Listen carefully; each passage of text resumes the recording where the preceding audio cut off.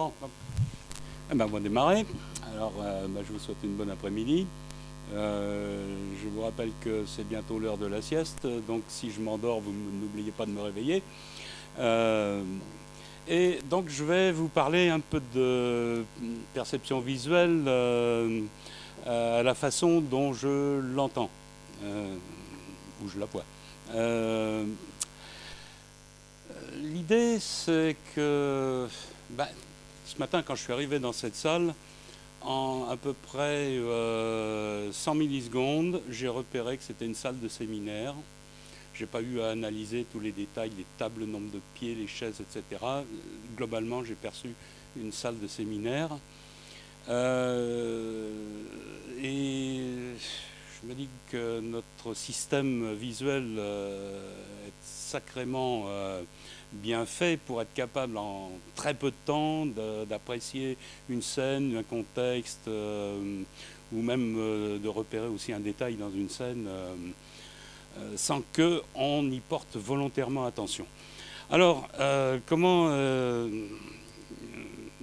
on va étudier le système visuel? Eh bien, on va partir un peu sur un trépied. On va partir sur la biologie, bien sûr, l'anatomie, comment c'est fait, quelles sont les architectures de neurones, et puis leur aspect fonctionnel, comment ils traitent l'information. Mais on va s'apercevoir qu'on va être très vite limité parce que ces pauvres biologistes continuent à travailler, mais ils ne vont pas aussi vite qu'on voudrait et il manque beaucoup d'informations. Donc, qu'est-ce qu'on va faire? On va dire avec ce qu'on a, on va essayer d'élaborer des modèles, puis d'extrapoler un peu avec ces modèles, en voyant ce vers quoi ça pourrait tendre. Mais en extrapolant, on peut aller très loin et s'éloigner complètement de la réalité ou du substrat biologique. Il faut aussi un petit garde-fou. Et puis, on va utiliser le troisième trépied, qui est celui de la psychophysique.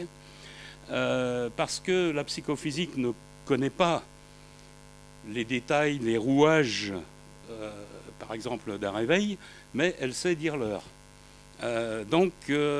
Ça permet d'intuiter quels sont les phénomènes sous-jacents dans cet effet-là. Donc, en fait, on va travailler sur ces trois pieds, la biologie, le modèle mathématique ou modèle plus sous l'aspect traitement de l'information, traitement des signaux, les images étant des signaux particuliers, et puis perception visuelle, psychophysique. Voilà.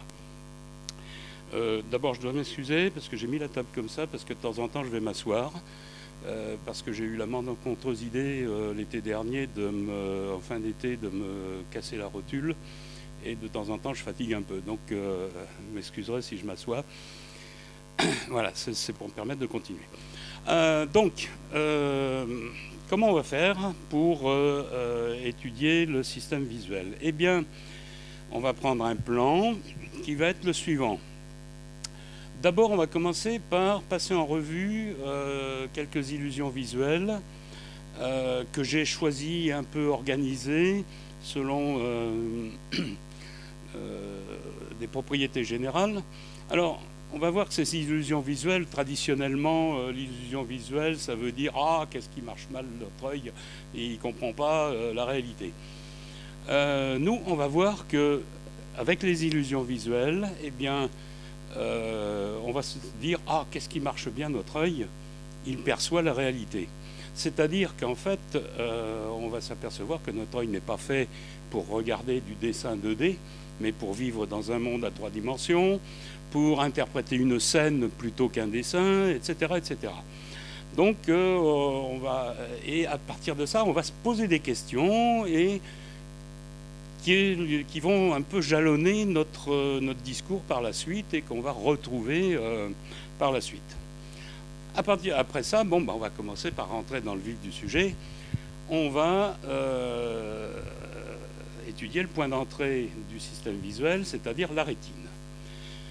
Et là, on va s'apercevoir que la rétine, c'est un instrument formidable de pré-traitement du signal, à la fois traitement linéaire, traitement non linéaire, traitement adaptatif, codage de la couleur. Enfin, il y a une foule de choses qui se passent dans la rétine, à tel point que, en gros, notre signal visuel, notre image qui frappe notre œil, va être traité, élaboré, analysé, enfin débarrassé d'un tas de bruits ou de variabilités pour apporter au cortex visuel le signal le plus pur possible afin que le cortex visuel puisse interpréter les images qu'il voit. On va tellement être impressionné du fonctionnement de cette rétine qu'on va dire, mais si on utilisait les principes de fonctionnement de la rétine pour faire des choses dont on ne sait pas si ça existe, mais qui seraient basées sur ces principes-là, et ça va nous amener au circuit neuromorphique, qui concerne à peu près une cinquantaine de personnes dans le monde, qui élabore, qui élucubre des fonctions à partir de la circuiterie de base de la rétine. Et là, on va l'appliquer à de l'étude de l'extraction du mouvement, de l'extraction dense du mouvement dans une image. Et on va voir que c'est assez performant. Ensuite, on va s'apercevoir, on sait qu'on traite de la rétine, et on va se poser la question de comment notre rétine traite la couleur. Et là, on va voir que, contrairement à ce que pensent beaucoup de biologistes, la rétine ne traite quasiment pas la couleur. C'est le cortex qui va traiter la couleur, mais la rétine va toujours préparer les choses pour que ça marche bien à la suite. Bon, on va voir aussi par ces principes-là que finalement, il y a des applications intéressantes en traitement d'image et que si on avait connu la rétine avant de faire de la télé-couleur, on aurait des télés qui marcheraient beaucoup mieux. Et en particulier, lorsque un présentateur porte un costume pied de poule, on verrait beaucoup moins d'artefacts de couleurs qui apparaissent. Ensuite, on va s'attaquer aux aspects de non-linéarité et d'adaptation. C'est-à-dire que la rétine travaille sur va introduire beaucoup de non-linéarité dont on va voir à quoi elles servent et qu'elles sont extrêmement utiles. Donc mon exposé se déroule en 6 points. Les 5 premiers, à part le premier, il y en a 4 qui concernent quasiment la rétine et uniquement. Parce que c'est l'élément fondamental, c'est par là que le signal arrive. C'est donc ça qu'il faut connaître à fond pour qu'ensuite on puisse traiter les signaux. On va donc arriver ensuite au traitement cortical. Et donc là, on va voir que notre cortex visuel analyse les signaux d'un point de vue de spectres fréquentiels locaux, d'une certaine manière. Alors donc là, les approches sont multiples. Ce que je vais vous montrer, c'est un certain nombre de pistes. Et après, vous allez voir donc au cours des exposés qui vont suivre dans ces journées qu'on peut énormément apporter de choses sur ce type de traitement. Bon, rassurez-vous, on ne va pas passer tout notre temps sur la rétine, mais on va passer quand même pas mal de temps sur le traitement cortical. Eh bien, allons-y. Allons-y. Donc, les illusions visuelles, donc, que j'ai classées à peu près en 3 classes, les ombres et le monde 3D, l'adaptation au contexte spatial et l'adaptation au contexte temporel. Bon, alors évidemment, comme vous avez les actes, l'effet de surprise ne va pas marcher comme il aurait dû marcher, tant pis. Sauf pour le diapo d'après, parce que bon. Alors, imaginez que vous n'avez pas lu les actes, ce qui doit être le cas pour pas mal d'entre vous, je suppose. Quand on regarde ça, on voit une espèce de bâtiment arrondi qui ferait penser à un temple de Inca ou quelque chose comme ça. Il suffit qu'on retourne l'image pour que tout de suite on capte qu'il s'agit d'un amphithéâtre. Bon, donc la seule chose qu'on a fait là, on a tourné l'image, donc les niveaux de gris relatifs de blanc ou de noir sont les mêmes dans l'image. Dans un cas, on perçoit un relief en creux, dans un cas, on perçoit un relief en bosse. Pourquoi? Vous avez une idée? Qui est-ce qui sait?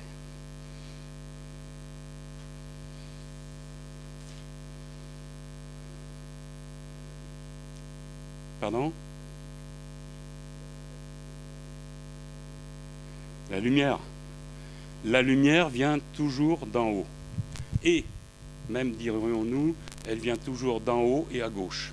Ça, c'est quand on regarde les tableaux, par exemple, dans un musée.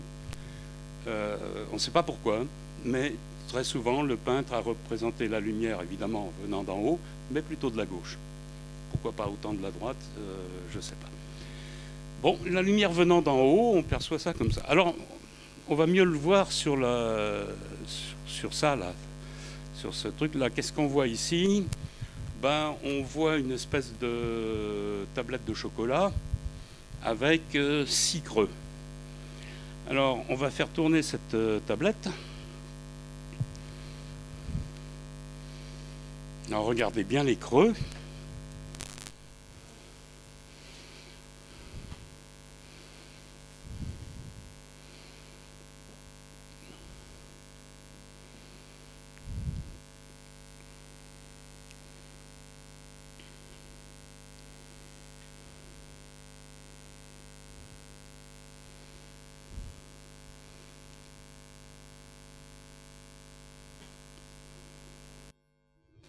Qu'est-ce qui s'est passé à un moment?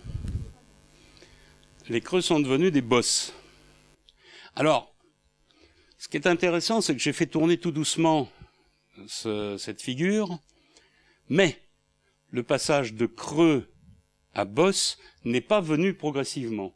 Il est venu d'un seul coup. Ploc.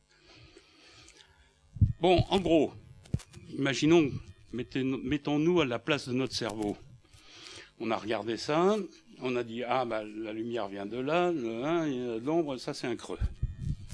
Donc, on a coché un label creux là-dessus. Ça tourne, du moment qu'il y a le label creux, c'est creux. Ça tourne encore, c'est creux, ça tourne encore, c'est creux. Et à un moment donné, il y a un hiatus avec l'éclairage venant d'en haut et la notion de creux. Et là, on a changé le label, on a dit c'est une bosse. Donc on n'a pas changé progressivement, on a changé d'un seul coup.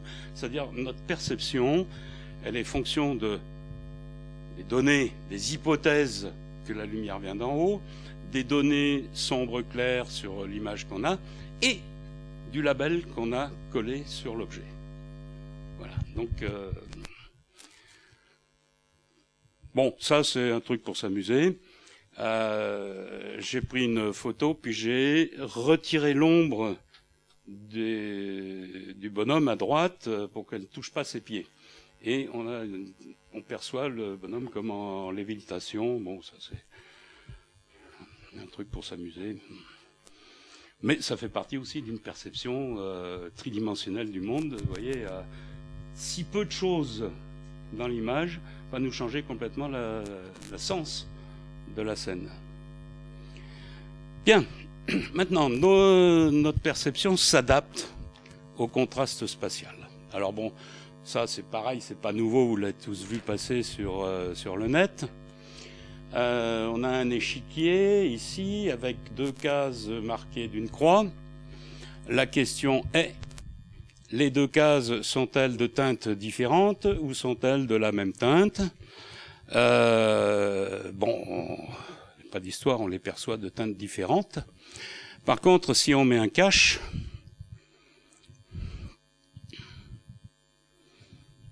elles sont exactement de la même teinte. Alors, pareil, illusion, est-ce que notre œil a été pris en défaut parce qu'il n'a pas trouvé que c'était la même teinte? Ben, si notre œil avait trouvé que c'était la même teinte, il n'aurait jamais compris qu'il avait devant lui un échiquier. Donc, voilà, en gros, quelque chose un effet important.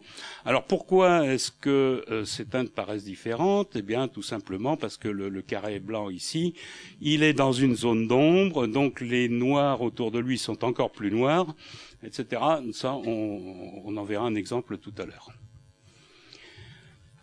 Ça, c'était relatif à la teinte due à un éclairement. Regardons maintenant les deux disques centraux de cette image. Le disque de gauche paraît plus estompé que le disque de droite, moins contrasté.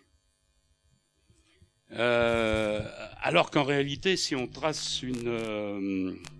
je sais pas, c'est ça. Voilà, si on trace une ligne pour couper ici, on voit que le signal montre que les deux disques ont le même niveau de contraste. On le perçoit mieux si on met un cache. Voilà. Là, on voit que les deux disques sont identiques.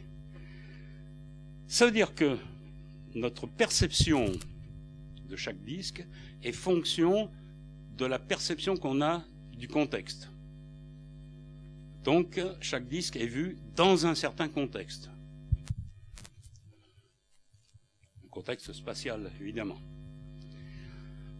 Ça, donc, on a vu ça pour ce contexte spatial pour les ombres, on a vu ça pour les contrastes, on le voit pour la couleur aussi. Je regarde ce cube et je regarde les trois petites pastilles marquées d'une croix. Donc il y en a une, deux marrons et une orange. En fait, ces trois pastilles sont de la même couleur. Bon, pour s'en convaincre, il suffit de cacher un peu. Voilà, ces trois pastilles sont identiques. Seulement, celle qui paraissait orange, eh bien, elle est dans une zone beaucoup plus sombre.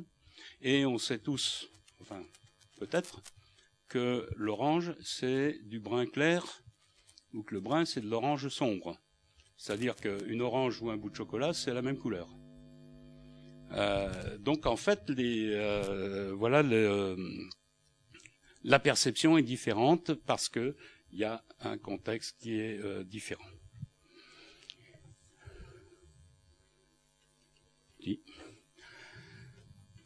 Alors là, c'est un peu encore pire. On va regarder le contexte par rapport au détail. Et on va voir l'influence du détail sur le contexte. Donc j'ai écrit ces lettres-là avec des petits bâtons inclinés, ce qui fait que, par exemple, il y a un L qui paraît ouvert, un L qui paraît refermé, alors que les barres sont partout verticales et horizontales, les grandes barres. Donc on a une influence sur notre perception globale, une influence du local sur notre perception globale, donc et réciproquement certainement aussi. Donc voilà, donc dans notre perception, on perçoit les choses en contexte ou en fonction de ce qu'il y a autour ou à côté. Donc ça, c'était l'adaptation au contexte spatial. Maintenant, adaptation au contexte temporel. Donc il y a une expérience qui est classique en psychophysique, c'est de dessiner des barres éloignées en haut, des barres rapprochées en droite, et demander à un sujet de regarder pendant 1 minute ce rectangle blanc, donc de fixer ses yeux le long de ce rectangle blanc pendant 1 minute. Alors, bon, vous ferez l'expérience tranquillement ce soir. Quand vous avez fait ça, ensuite vous regardez cette image de test ici en fixant le petit carré blanc. Et qu'est-ce qui se passe? Eh bien, les barres... Alors, dans ce test-là, les barres sont du même espacement en haut et en bas. Eh bien, celles d'en haut paraissent plus rapprochées que celles d'en bas. Donc, notre perception, pendant notre perception, on s'est habitué au motif de gauche. C'est devenu la référence. Et devenant la référence, c'est devenu pratiquement égal, les deux choses. Et donc, quand on met des choses égales, la différence apparaît dans l'autre sens. Là, je vais vous demander de faire vous-même la petite expérience. Vous allez, c'est pas facile, vous allez bien fixer la croix blanche du milieu de l'écran. Donc sans me regarder, vous ne fixez que cette croix blanche et vous faites attention à ne pas bouger vos yeux. Vous ne bougez pas vos yeux, pas la peine que ça dure très longtemps, mais il ne faut pas bouger vos yeux. Et vous allez, au bout d'un moment, si vous ne bougez pas les yeux, vous allez percevoir que les couleurs se délavent un peu de chaque côté. Voyez ça. Et maintenant, regardez. Voilà.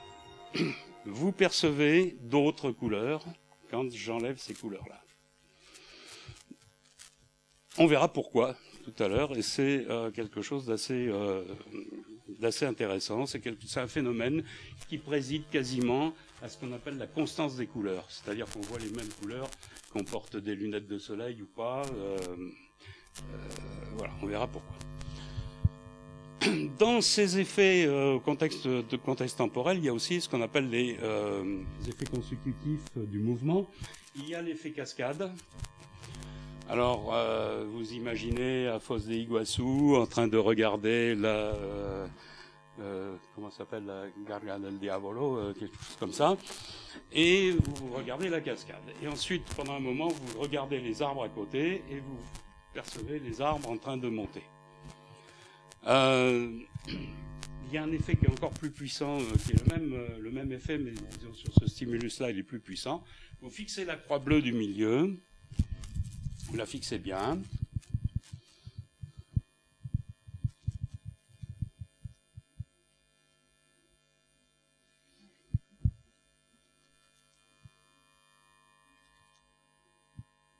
Vous voyez que l'effet est de plus en plus fort après toutes ces stimulations-là. Alors, c'est pareil, que ce soit sur des formes ou sur du mouvement. Lorsque quelque chose est stationnaire dans le temps, ça devient pratiquement notre référence. Alors, disons que notre référence, ben voilà, c'est un mouvement vers le centre. Si c'est une référence, ça ne bouge pas. Et quand on arrête de bouger, ben on perçoit l'inverse. Voilà. Donc on aura aussi un petit exemple de ça tout à l'heure. Bien. Donc voilà un certain nombre de faits qui vont nous intéresser et auxquels on va se raccrocher au cours de l'exposé. Bon, attaquons la rétine. La rétine, les cellules et le modèle électrique. Un petit peu de biologie, ça fait pas de mal. D'abord, bon, comment se situe la rétine dans le système visuel? Alors voilà un dessin un petit peu à l'emporte-pièce, mais qui permet de dire en gros ce qui se passe. À gauche, vous avez l'œil, avec 130 millions de photorécepteurs, essentiellement des bâtonnets, et pour nous, ce qui va nous intéresser, c'est plutôt les cônes, dont il n'y aura que à peu près 6 millions. Sortant de l'œil et de la rétine, donc le nerf optique qui comprend à peu près 1 million de fibres seulement, qui traverse le corps genouillé latéral, dont on parlera très rapidement parce que les choses ne sont pas encore très claires à son sujet, pour arriver sur le cortex visuel où on va trouver là à peu près 1 milliard de neurones qui vont analyser l'image selon des filtres à différentes bandes de fréquences spatiales, à différentes orientations, et où on va trouver ce qu'on appelle des blobs de cytochromoxydase, qui sont des zones où la couleur est traitée, où la couleur apparaît sous forme d'opposition de couleurs, bleu, vert, rouge, bleu, jaune, rouge, vert, pardon. Qu'est-ce qui va se passer après derrière? Eh bien, en fait, tous ces caractères qui auront été extraits d'une image à différents endroits, différentes zones de l'image, eh bien, on va avoir des interactions entre ces caractères, on va les combiner et éventuellement les fusionner, Et ça va nous servir à caractériser des scènes, des textures, à déterminer le flux optique, les mouvements, etc., etc. Enfin bon, des tas de choses. Donc on va travailler à partir de ce feu d'artifice qu'a créé le cortex visuel primaire en décortiquant une image en une foule de composantes. Voilà, bon, j'en dirai pas plus, on verra les choses au fur et à mesure après. Voilà, un petit peu d'anatomie de la rétine maintenant. Alors, voilà un dessin qui représente la rétine, avec à gauche, là où j'ai marqué 0, ça serait pratiquement le centre visuel. Plus on va vers la droite, plus on s'éloigne du centre, donc plus on augmente en excentricité dans le champ visuel. La lumière arriverait d'en bas, hein. Elle traverse déjà les neurones avant d'arriver sur les cellules. Bon, il y a des choses un petit peu plus compliquées que ça, mais enfin, disons que ce qui va nous intéresser du point de vue de l'information, c'est la lumière qui arrive sur les photorécepteurs. Alors, qu'est-ce qu'on a comme photorécepteurs? Eh bien, on a des cônes et des bâtonnets. Essentiellement, dans la partie centrale de la rétine, ce sont des cônes. Les bâtonnets sont surtout vers la périphérie. Nos cônes sont de 3 types, rouge, vert et bleu, avec très peu de bleu. Beaucoup de rouge et de vert et très peu de bleu. La lumière arrive. Chaque cône va donc filtrer un certain nombre de longueurs d'onde pour donner un signal électrique proportionnel à l'énergie lumineuse qu'il reçoit dans une bande de longueur d'onde. Mais il va transformer ça en signal électrique, mais il va partager ce signal avec ses voisins. On ne sait pas trop, pour le moment, d'après les biologistes, on ne sait pas s'il partage entre n'importe quelle couleur ou uniquement avec ses collègues de même couleur. Je pencherais plutôt qu'il partagerait avec ses collègues de même couleur, ça serait plus logique, mais on ne peut pas en jurer. Il partage ces informations, ça. Alors évidemment, pas complètement, sinon on n'aurait plus d'individu de localisation de l'information, mais il partage un petit peu de son information avec ses voisins. Donc comme s'il y avait une diffusion latérale du signal électrique autour de chaque photorécepteur. Bon. Le photorécepteur va donner son signal à une cellule bipolaire qui va donner son signal à une cellule ganglionnaire qui forme le nerf optique. Mais avant ça, il rencontre au passage les cellules horizontales. Contrairement, alors, chez l'homme ou le primate, contrairement aux photorécepteurs, les cellules horizontales sont achromatiques. C'est-à-dire qu'elles connectent n'importe quel groupe de photorécepteurs. Alors, elles connectent des photorécepteurs et en plus, elles se donnent la main, c'est-à-dire qu'elles partagent leur potentiel, mais d'une manière beaucoup plus forte que ne le font les photorécepteurs. Donc en gros, le tapis des cellules horizontales va nous faire une diffusion très forte du signal de chaque cône, une diffusion latérale très forte, c'est-à-dire va créer un flou, un lissage, mais un flou très intense. Que font nos cellules bipolaires? Eh bien, les cellules bipolaires prennent le signal du photorécepteur moins le signal de la cellule horizontale. Si je traduis ça autrement, je prends une image moins cette image rendue floue, je vais obtenir une accentuation des contours, je vais obtenir un filtrage passe-haut. C'est ce qui va se passer. Alors pourquoi mes cellules bipolaires vont se séparer en 2 zones. Elles font des contacts différents avec des cellules ganglionnaires. Il y a des on et des off. Parce que nos cellules bipolaires elles doivent donner un signal au ganglionnaire qui ne peut être que positif. Donc, si elles font une différence, de temps en temps, la différence est négative. Eh bien, il y a des cellules bipolaires on qui font cône moins horizontal, et il y a des cellules bipolaires off qui font horizontal moins cône.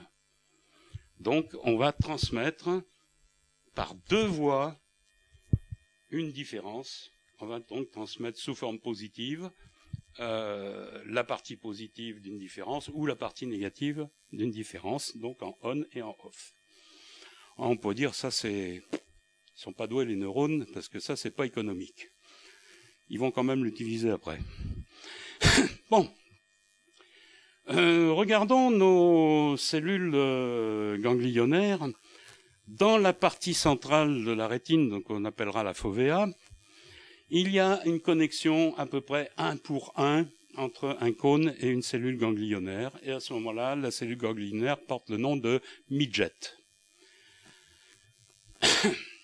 Lorsqu'on s'éloigne vers la périphérie, on a des cellules ganglionnaires qui se connectent à plusieurs cellules bipolaires, qui sont elles-mêmes connectées à plusieurs photorécepteurs, qui sont des cellules bipolaires diffuses.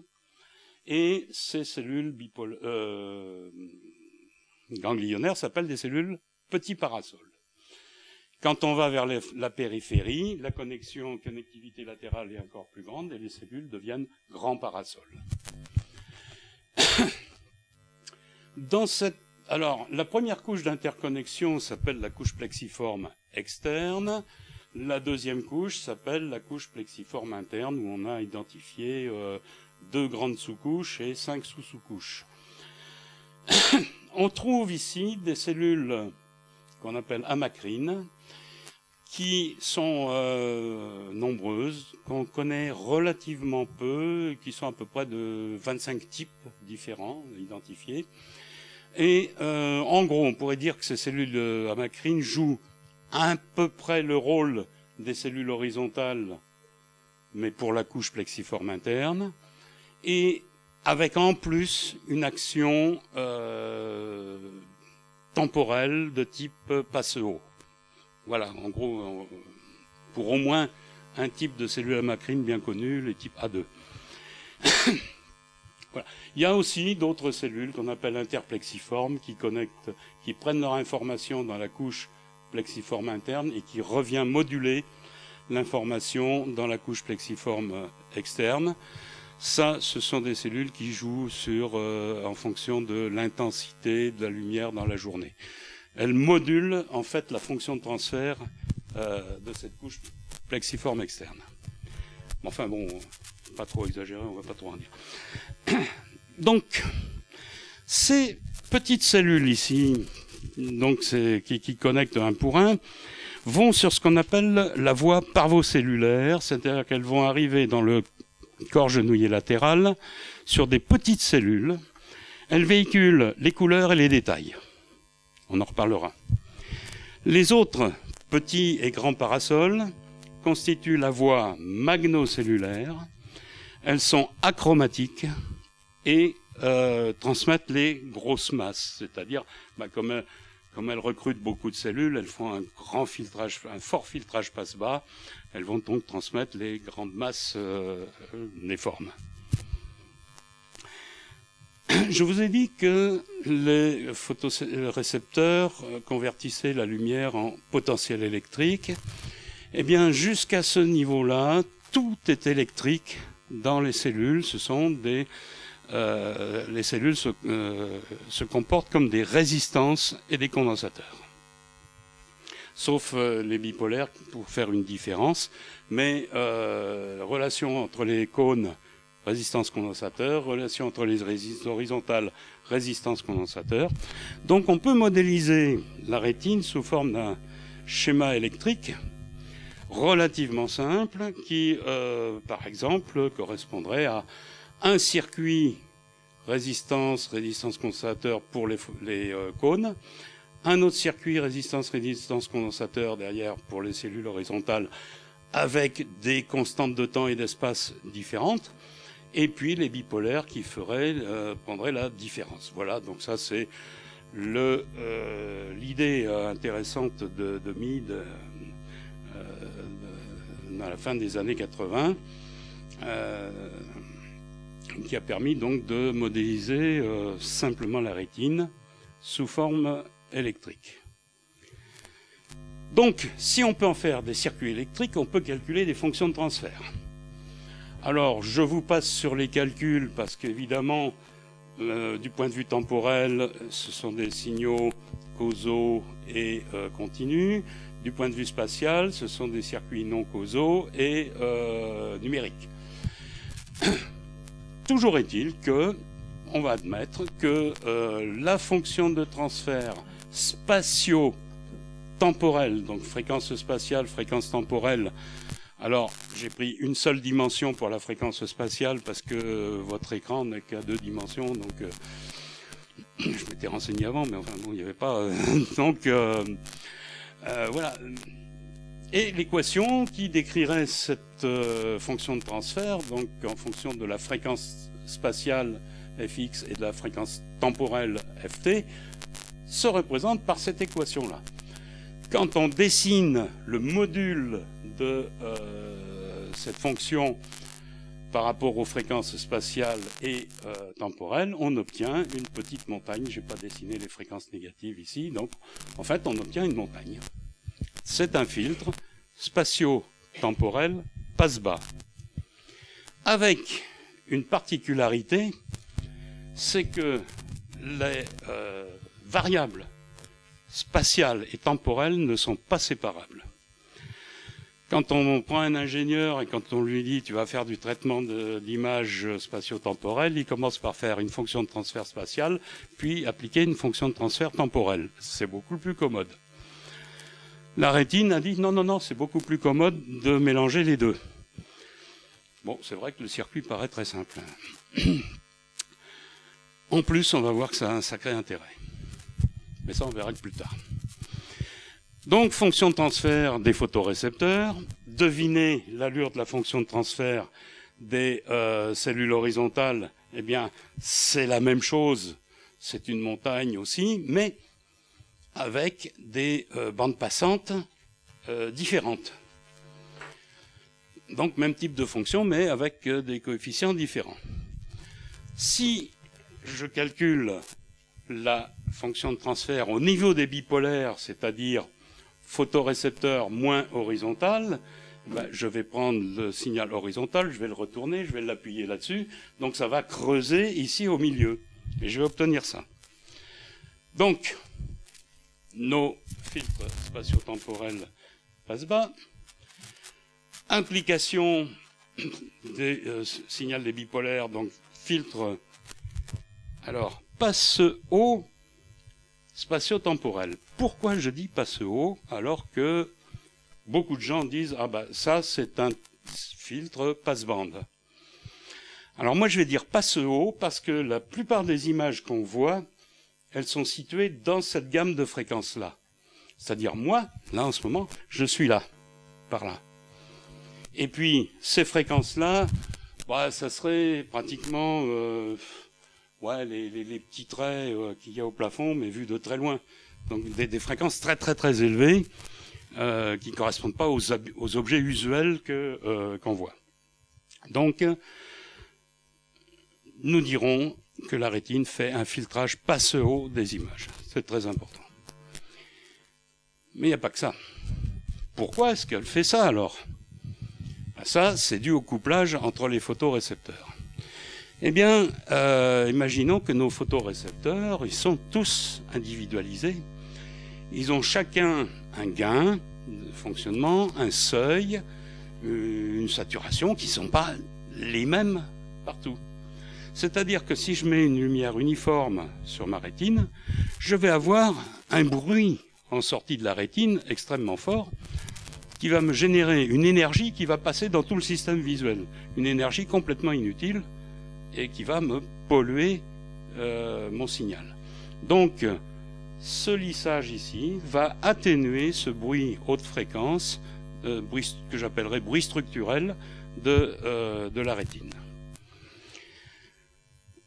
autre chose d'important, c'est que l'aspect passe-haut ici de l'image, eh bien, c'est quelque chose qui va compenser, alors plus ou moins, hein, mais qui va quand même compenser dans une certaine gamme, le spectre en 1 sur f des images naturelles. C'est-à-dire que si on prend toutes les images de la création, il y a toujours une très forte énergie pour les basses fréquences.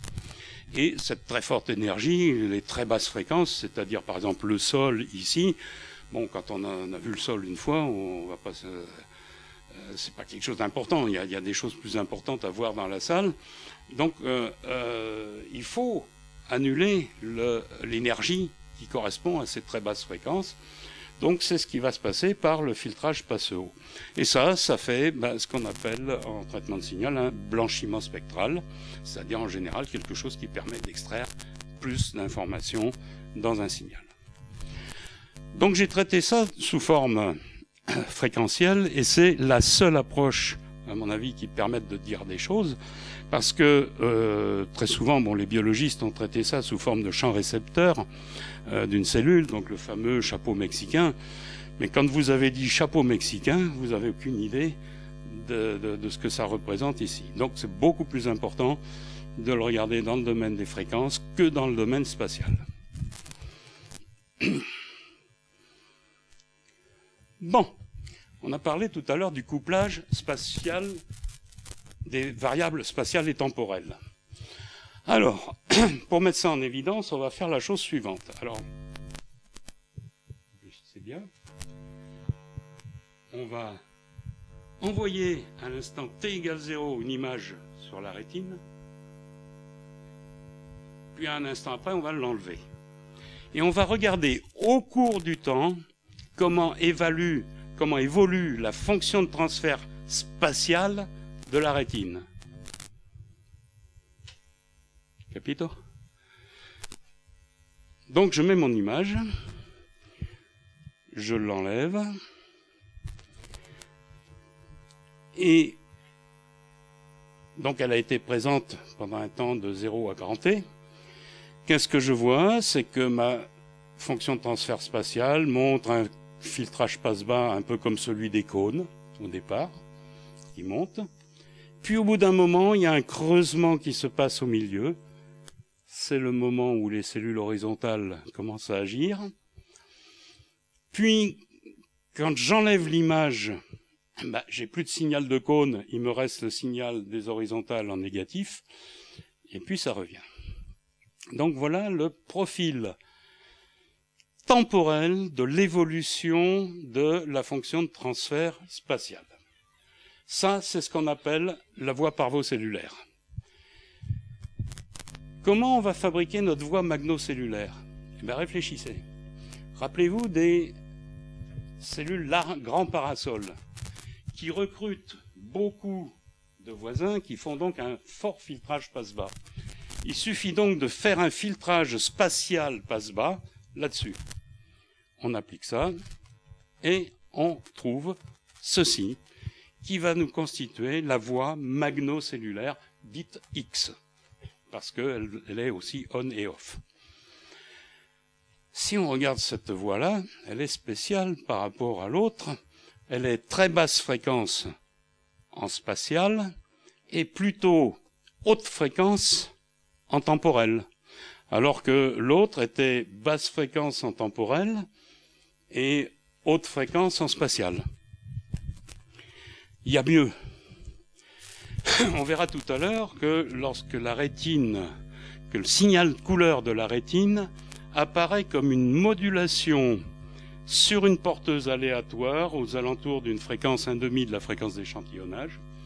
Donc la couleur est portée par, disons, ces porteuses-là. Si on fait un filtrage passe-bas, il n'y a plus de porteuse couleur et il n'y a plus de couleur. Donc ça explique que notre voie magnocellulaire soit achromatique. Mais on a d'autres cellules magno qui s'appellent les Y, qui sont plus... Alors les X, ce sont des on et des off. Mais les Y, ce sont des on plus off. C'est-à-dire qu'ils vont calculer valeur absolue de la différence, cône horizontal, et puis ensuite, qui vont rajouter un filtrage temporel passe haut, à cause justement des cellules amacrines de type A2.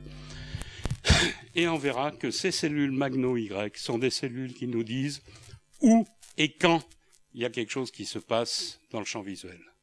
C'est-à-dire si j'ai un mouvement ici, tac, je vais aller tout de suite regarder, et ça c'est un réflexe qui est irrépressible, c'est-à-dire que ces cellules Y vont sur le colliculus supérieur qui pilote le mouvement de l'œil.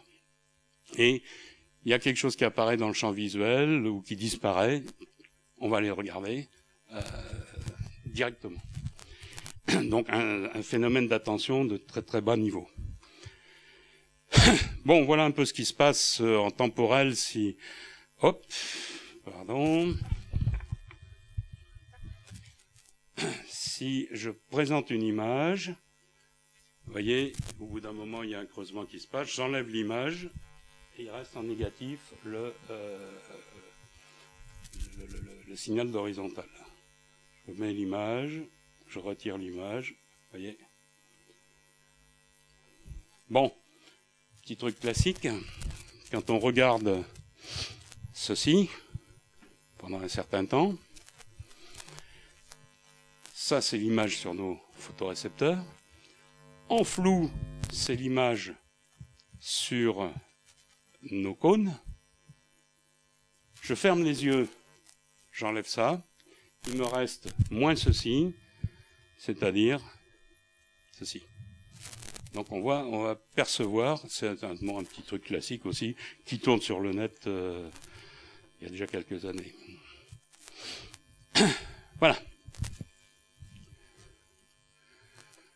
Bon, donc fonctionnement de notre rétine qui fait de l'augmentation de contraste, les fameuses bandes de Mach ou de Mach, selon comme on veut.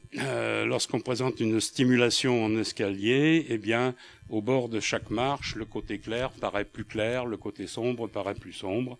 C'est donc cette augmentation de contraste ici. Si on fait le résumé de ce qui se passe dans la rétine, c'est ça qui est important. Voilà une image telle qu'on la projetterait sur la rétine. Voilà une image avec un léger filtrage passe-bas tel qu'elle serait sur les cônes. Alors j'ai un peu forcé la dose pour qu'on voit la différence, mais autrement c'est à peine perceptible. À droite, l'image perçue par nos cellules horizontales. Ici, les cellules bipolaires on, c'est-à-dire cône moins horizontal. Ici, les off, c'est-à-dire horizontal moins cône. Si je fais on moins off, j'ai l'image qui serait véhiculée au cortex par la voie parocellulaire. Mais si je fais on plus off et que je fais le filtrage passe-bas, j'obtiens les magno. Alors le Y, il est parti, je ne sais pas pourquoi. Ce sont les magno Y qui feraient ça, donc au niveau purement spatial. Regardons ce qui se passe. Nos cellules horizontales qui font un flou, c'est quoi? C'est l'équivalent d'une moyenne locale. Nos cellules bipolaires qui font la différence entre signal et moyenne locale, c'est un centrage, c'est l'équivalent d'un centrage local quand on parle de données. Et puis l'autre là, eh bien, ça ressemblerait à une variance locale. Alors évidemment, c'est pas la moyenne du carré qui est faite, c'est la moyenne de la valeur absolue. Bon, entre le carré et la valeur absolue, une forme en U ou en V, disons que ça se ressemble fortement. Donc en fait, nos cellules Y seraient une sorte de mesure de variance locale. La variance, on sait que c'est ça qui contient de l'information, c'est-à-dire qui va nous signaler où il y a de l'information dans l'image. Et effectivement, si on regarde les points noirs ici, ce sont les points où on a un petit peu arrêté notre œil quand on a regardé l'image pour la première fois. Ce sont des points de haute énergie, donc où il y a probablement de l'information. Bon. variable spatiale et temporelle couplée. Très intéressant ça pour le mouvement. Alors voilà une image de deux carrés, l'un qui ne bouge pas et l'autre qui bougerait. J'ai pas fait de film volontairement ici, parce qu'on comprend mieux. Je regarde au même instant la réponse des cellules bipolaires, la réponse en face du carré qui ne bouge pas, la réponse en face du carré qui bouge. La réponse en face du carré qui bouge est beaucoup plus forte. Elle est asymétrique. La réponse en face du carré qui ne bouge pas, elle est symétrique. Si je prends mes cellules Y qui font, entre autres, un filtrage passe-haut, ben quand ça ne bouge pas, que je fais un filtrage passe-haut, ça donne 0. Et voilà, par exemple, nos cellules Y nous disent, voilà le buisson qui a bougé, il faut tirer dessus. Par exemple. Ben, à propos d'exemples, voilà des exemples. Donc voilà, sur un film, donc un passant qui traverse la rue, la sortie des bipolaires au même instant, bon, on voit un effet de filtrage passe-haut, du coup d'extraction de contour, comme on veut. La sortie des cellules magno-Y nous a isolé le piéton qui bouge, et puis elle nous gratifie des deux autres piétons qui étaient dans le coin, qu'on n'avait pas vu bouger, mais qui marchent aussi sur le trottoir. Donc, le comportement spatio-temporel de la rétine permet, sans avoir besoin d'analyser la séquence de mouvement, à un instant donné, sur une image fixe, nous dire ça bouge. Bon, petit exemple sur un film bien connu. Alors, voici l'entrée, la voie Parvot, la voie Magno X et la voie Magno Y. Donc, vous voyez, voie Parvot X nous donne à peu près tous les détails. La voie Magno X, les choses essentiellement qui bougent. Et la voie Magno Y, encore les zones donc, où il y a de l'énergie. Voyez.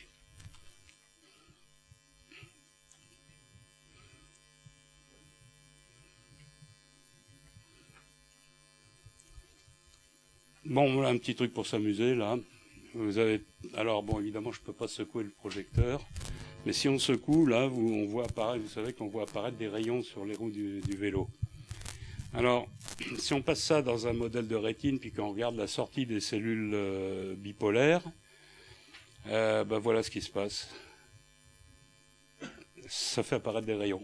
Donc, ce phénomène des rayons de roue de vélo, ben, c'est quasiment un phénomène rétinien. En conclusion, ben, on pourrait se donner un schéma bloc de la rétine, et ça, à mon avis, c'est ça qui est important. Une image d'entrée, un filtrage passe-bas des photorécepteurs pour réduire le bruit de structure, les cellules horizontales avec leur filtrage passe-bas, photorécepteur moins horizontal pour la voie on, horizontal moins photorécepteur pour la voie off. Si on fait rien, ça va directement sur la voie Parvot qui nous amène les détails, la couleur, et puis donc temporellement passe-bas, spatialement passe-haut. Si on filtre passe-bas les deux, donc nos cellules ganglionnaires, petits et grands parasols, on va obtenir la voie Magno X, qui est achromatique, qui est rapide, qui est spatialement passe-bas et temporellement passe-haut. Et puis si on fait on plus off dans ces deux signaux-là, on obtient les Magno Y, avec en plus, si on rajoute le filtrage temporel passe-haut, on a quelque chose qui va nous donner les Magno Y avec l'extraction des événements spatio-temporels importants.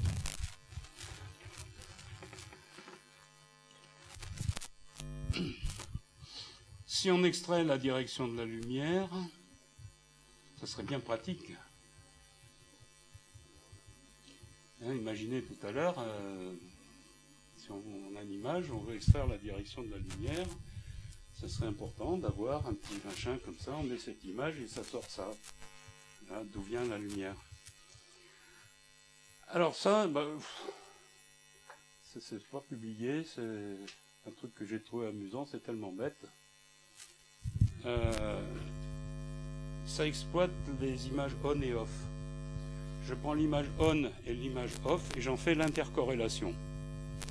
Comme on et off, c'est des différences, elles ne sont pas actives en même temps.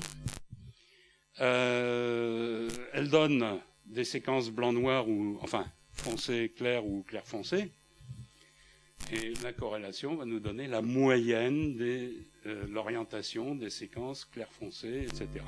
Donc en fait, bah, alors ça marche très bien sur des scènes naturelles. Par contre, je l'ai fait sur des scènes artificielles ou des éclairages d'intérieur et ça marche pas. Alors évidemment, les éclairages d'intérieur, la lumière est un peu partout et ça. Par contre, sur des scènes naturelles, ça marche très bien. Donc voilà. Alors, est-ce que ça existe dans notre système visuel? J'en sais rien, mais ça serait pratique que ça existe parce que justement, ça nous permettrait d'estimer un certain nombre de choses intéressantes. Puis voilà, bah, donc comme c'était les rétines, c'est parti ça se décrivait en circuit électrique, eh bien on s'est amusé à en faire des circuits CMOS. Voilà, donc la première, parce que les gens ne voyaient pas trop qu'on y arriverait, ils nous avaient autorisé à faire que 10 par 10 cellules. Après, quand ils ont vu que la première marchait, ils ont dit oh, on va pousser à 24-24. Après, quand ils ont vu que ça marchait, on a fait une 64-64. Particularité de ces circuits, on a fait ça avec des technologies dernier cri de chez